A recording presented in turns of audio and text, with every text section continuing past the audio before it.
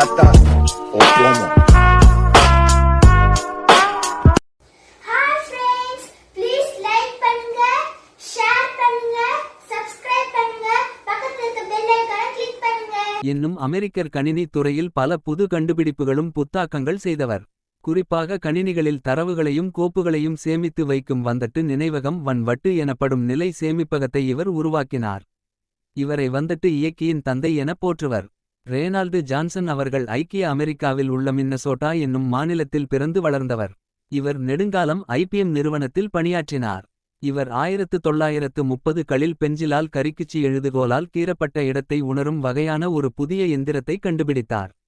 இதன் அடிப்படையிலேயே IBM நிறுவனமானது IBM 805 தேர்வு செய்யும் எந்திரம் IBM 805 டெஸ்ட் ஸ்கோரிங் மெஷின் என்னும் ஓர் எந்திரத்தை 1937 முதல் விற்கத் தொடங்கியது.